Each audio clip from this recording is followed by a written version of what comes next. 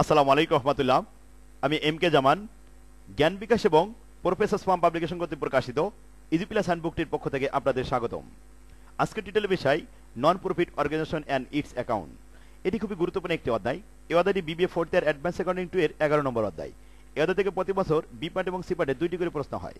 শিক্ষার্থীগণ, non profit organisation বলতে আমরা বুঝি যে সমস্ত প্রতিষ্ঠানগুলি প্রফিটের উদ্দেশ্যে নয়, শুধুমাত্র সেবা দেওয়ার উদ্দেশ্যে সৃষ্টি হয়, তাদেরকে নন প্রফিট অর্গানাইজেশন বলা হয়। এই সমস্ত প্রতিষ্ঠানগুলি পরিচালনা করার জন্য যে সমস্ত লেনদেন সংগঠিত হয়, সে সমস্ত লেনদেনগুলি সঠিকভাবে হিসাব রাখার যে ব্যবস্থা, তাকে বলা হয় অমুনাফাভোগী প্রতিষ্ঠান এবং তার হিসাবসমূহ। এই অধ্যায়ের অঙ্কগুলি সহজ উপায়ে শেখানোর উদ্দেশ্যে ইজি প্লাস হ্যান্ডবুকটিতে আমি সিলেবাস অনুযায়ী মাত্র 3টি ফরম্যাটে ভাগ করে দিয়েছি।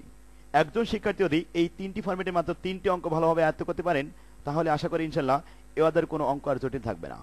তাহলে আসুন প্রথমে আমরা ফরম্যাট 3টি দেখে আসি। Format number 1, accounting for club. Format number 2, accounting for hospital. Format number 3, accounting for educational institute. শিক্ষার্থীগণ, এই অধ্যায়ের গাণিতিক সমস্যাগুলো সমাধান করার পূর্বে বেসিক কিছু ধারণা আমাদেরকে নিতে হবে। এই বেসিক ধারণাগুলি বিস্তারিত আমি ইজি প্লাস হ্যান্ডনোটে লিখে দিয়েছি। যেমন, অঙ্ক করার জন্য কি কি তথ্য দেওয়া থাকবে। প্রশ্নপত্রে সর্বোচ্চ 5টি তথ্য দেওয়া থাকতে পারে। 1 নম্বর হলো রিসিভ অ্যান্ড পেমেন্ট স্টেটমেন্ট, অর্থাৎ ক্যাশ রিসিভ এবং ক্যাশ পেমেন্টের একটি স্টেটমেন্ট দেওয়া থাকবে এবং সেখানে ক্যাশের ব্যালেন্স সিডি থাকতে পারে। আর যদি দেওয়া না থাকে তাহলে ক্যাশ রিসিভ এবং পেমেন্ট নিয়ম অনুযায়ী তৈরি করে নিতে হবে। নিয়মগুলি আমি বিস্তারিত লিখে দিচ্ছি ইজি প্লাস হ্যান্ডনোটে। Number 2, opening asset and opening liability দেওয়া থাকবে। নাম্বার 3, ওপেনিং ক্যাপিটাল ফান্ড দেওয়া থাকবে। যদি ওপেনিং ক্যাপিটাল ফান্ড দেওয়া না থাকে তাহলে নিয়ম অনুযায়ী ওপেনিং ক্যাপিটাল ফান্ড প্রথমে তৈরি করে নিতে হবে। নিয়মটি হলো ওপেনিং অ্যাসেট থেকে ওপেনিং লাইবিলিটি মাইনাস করলে যেটি বের হবে এটি হবে ওপেনিং ক্যাপিটাল। 4 নম্বর, ক্লোজিং অ্যাসেট এবং ক্লোজিং লাইবিলিটি দেওয়া থাকবে। 5 নম্বর, অ্যাডজাস্টমেন্ট দেওয়া থাকবে। আমরা জানি অ্যাডজাস্টমেন্ট ট্রিটমেন্ট হয় 2 জায়গায়। শিক্ষার্থীগণ, এরপরে কিভাবে এবং কি কি তৈরি করা যাবে বা তৈরি করতে হবে প্রশ্নপত্রে বলা হবে। এখানে 5টি আইটেম দেওয়া হয়েছে। ক্যাপিটাল ফান্ড তৈরি করতে হবে, ক্যাশ ব্যালেন্স সিটি না থাকলে বের করতে হবে, subscription for the current year, চলতি বছরের সঠিক সাবস্ক্রিপশন কত এটি বের করতে হবে, ইনকাম অ্যান্ড এক্সপেন্ডিচার স্টেটমেন্ট এবং ব্যালেন্স শিট। এই 5টি প্রশ্ন হতে পারে। কিভাবে বের করতে হবে এ বিষয়ে আমি বিস্তারিত ইজি প্লাস হ্যান্ডনোটে লিখেছি। শিক্ষার্থীগণ, এক্সপেন্ডিচার ব্যয়সমূহ। নন প্রফিট অর্গানাইজেশনে যে সমস্ত ব্যয়সমূহ ব্যবহার হয়, এই ব্যয়গুলিকে আমি 2 ভাগে ভাগ করেছি, মুনাফা জাতীয় ব্যয় এবং মূলধন জাতীয় ব্যয়। রেভিনিউ এক্সপেন্ডিচার এবং ক্যাপিটালাইজেশন এক্সপেন্ডিচার। মুনাফা জাতীয় ব্যয় বলতে আমরা বুঝি কোনো প্রতিষ্ঠানকে চালিয়ে নেওয়ার জন্য বা কার্যকারী রাখার জন্য বারে বারে বা পৌনঃপুনিকভাবে যে সমস্ত ব্যয় সংগঠিত হয় এবং যার কার্যকারিতা স্বল্প সময় বলা থাকে, সেগুলোকে মুনাফা জাতীয় ব্যয় বলা হয়। যেমন বলতে পারি আমরা স্যালারি, রেন্ট, ওয়েজেস, ইন্টারেস্ট ইত্যাদি। এবার 2 নম্বর, মূলধন জাতীয় ব্যয়, ক্যাপিটালাইজেশন এক্সপেন্স। কোনো স্থায়ী খরচ বা স্থায়ী সম্পত্তি ক্রয়ের জন্য যে ব্যয় করা হয় সেগুলোকে মূলধন জাতীয় ব্যয় বলা হয়, যার কার্যকারিতা দীর্ঘদিন সেবা পাওয়া যায়। যেমন furniture, land, building, equipment, library book, investment and sports equipment. শিক্ষার্থীগণ, নন প্রফিট অর্গানাইজেশনে যে সমস্ত ব্যয়সমূহ ব্যবহার হয়, অর্থাৎ মুনাফা জাতীয় ব্যয় বা মূলধন জাতীয় ব্যয়, তার একটি তালিকা আমি তৈরি করে ইজি প্লাস হ্যান্ডনোটে দিয়েছি। 38টি রেভিনিউ এক্সপেন্স অর্থাৎ মুনাফা জাতীয় ব্যয় দিয়েছি এবং 12টি ক্যাপিটালাইজেশন এক্সপেন্স দিয়েছি। আশা করি এর বাইরে আর কোনো কথা আসবে না, এর মধ্যে থাকবে। এগুলি আপনারা ইজি প্লাস হ্যান্ডনোট থেকে একটু পড়ে নেবেন। বাংলা অর্থ সহ আমি দিয়েছি ভাষাগুলি, এই ভাষাগুলি ইউজ করা হয় অঙ্কের ভিতরে। শিক্ষার্থীগণ, এবার আসুন ইনকাম, আয়সমূহ। আয়গুলিকে 2 ভাগে ভাগ করা হয়েছে, মুনাফা জাতীয় আয় রেভিনিউ ইনকাম আর মূলধন জাতীয় আয় ক্যাপিটালাইজেশন ইনকাম। মুনাফা জাতীয় আয় যে সমস্ত আয় কোনো প্রতিষ্ঠানের জন্য বারে বারে বা পৌনঃপুনিকভাবে অর্জিত হয় তাকে মুনাফা জাতীয় আয় বলা হয়। যেমন মেম্বার সাবস্ক্রিপশন, ইন্টার্নস ফিস, অ্যাডমিশন ফিস, ইন্টারেস্ট রিসিভ ইত্যাদি। এগুলি প্রতি বছরে বারে বারে সংগঠিত হয়, এজন্য এটাকে বলা হয় মুনাফা জাতীয় আয়। মূলধন জাতীয় আয় বলতে আমরা বুঝি যে আয় কোনো প্রতিষ্ঠানের জন্য কোনো নির্দিষ্ট হিসাব সময়ের মধ্যে একবার ঘটে থাকে, বারে বারে ঘটে না।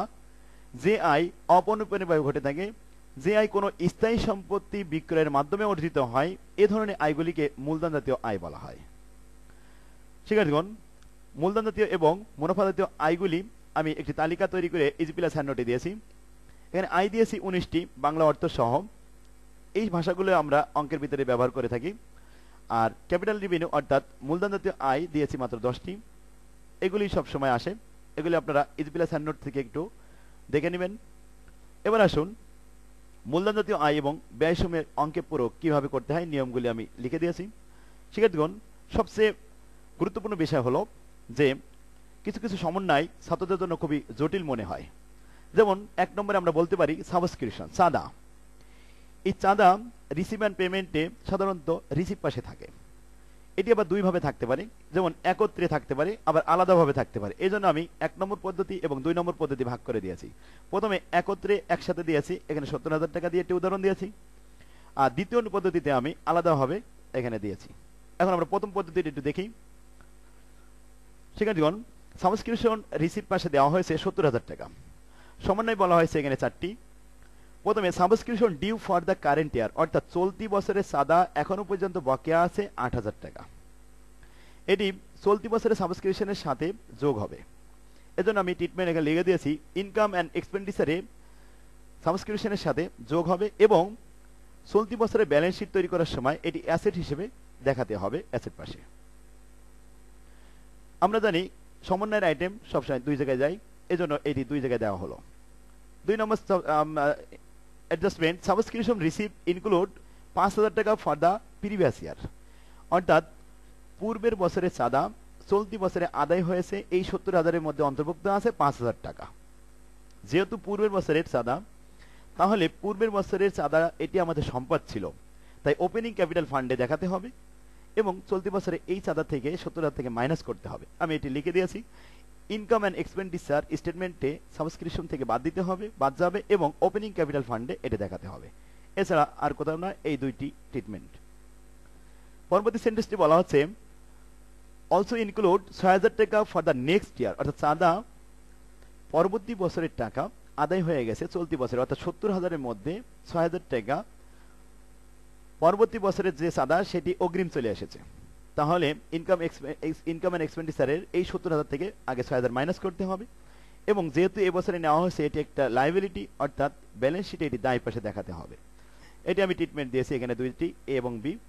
প্রথমে লিখে দিয়েছি ইনকাম অ্যান্ড এক্সপেন্ডিচার স্টেটমেন্টে সাবস্ক্রিপশন থেকে বাদ যাবে এবং ব্যালেন্স শিটে দায় পাশে দেখাতে হবে। শিক্ষার্থীগণ, 4 নম্বর সমন্বয়টি বলা হয়েছে an advance subscription was receive করা হয়েছিল ইন দ্য প্রিভিয়াস ইয়ার, পূর্বে বছরে রিসিভ করা হয়েছিল, অর্থাৎ চলতি বছরের চাঁদা কিন্তু পূর্বে বছরে অ্যাডভান্স নেওয়া হয়েছিল।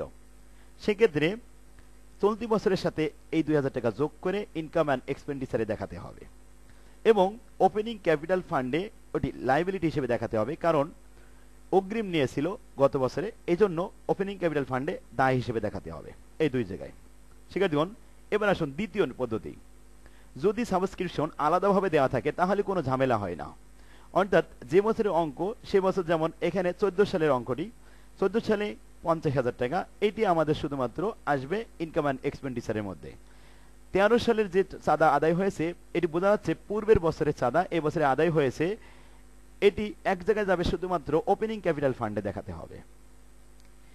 আর 15 সালের চাঁদা 4,000 টাকা, এটি আলাদা করা আছে, এটি শুধুমাত্র এক জায়গায় যাবে, সেটি হচ্ছে পরবর্তী ব্যালেন্স শিটে, ক্লোজিং ব্যালেন্স শিটে দায় হিসেবে দেখাতে হবে, কারণ 14 সালে আমরা 15 সালের টাকা অগ্রিম নিয়ে ফেলেছি, এজন্য এটি দায় হিসেবে দেখাতে হবে। এই ছিল আমাদের ট্রিটমেন্ট। সমন্বয়তে বলা আছে subscription due for the current year, চলতি বছরের চাঁদা এখনো পর্যন্ত বকেয়া আছে 10,000 টাকা। তাহলে চলতি বছরে যে 50,000 টাকা আছে এই 50,000-এর সাথে 10,000 টাকা যোগ করে 60,000 টাকা ইনকাম অ্যান্ড এক্সপেন্ডিচারে দেখাতে হবে। শিক্ষার্থীগণ, আশা করি চাঁদা সম্পর্কে আপনারা বুঝতে পারছেন।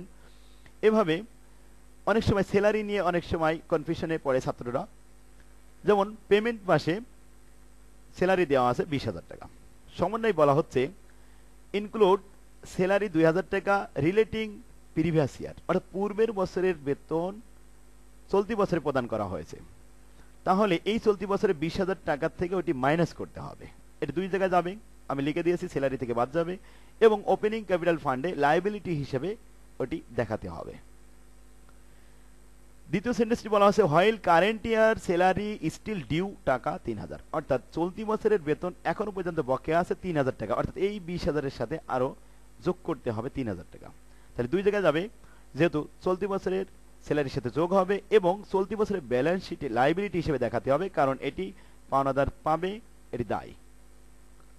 পরবর্তী সেন্টেন্স বলা হচ্ছে দেয়ার ওয়াজ অ্যান অ্যাডভান্স স্যালারি ৪০০০ টাকা ওয়াজ পেইড, প্রদান করা হয়েছিল ফর প্রিভিয়াস ইয়ার, পূর্বের বছরে অ্যাডভান্স দেওয়া হয়েছিল, অর্থাৎ চলতি বছরের বেতন বিগত বছরে দেওয়া হয়েছিল অগ্রিম, সেটি কোম্পানির জন্য একটা সম্পদ।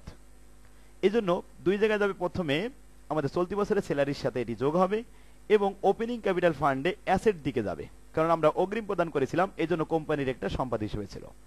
শিক্ষার্থীগণ, এই ছিল সমন্বয়। আর জটিল জটিল সমন্বয়গুলো আমি বিস্তারিত লিখে দিয়েছি ইজি প্লাস হ্যান্ড নোটে।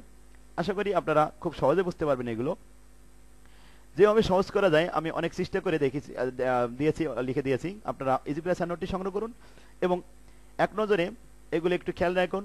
আশা করি অনলাইনে ক্লাস দেখলে আপনারা এই অধ্যায়টি আপনাদের কাছে অনেক সহজ হবে ইনশাল্লাহ।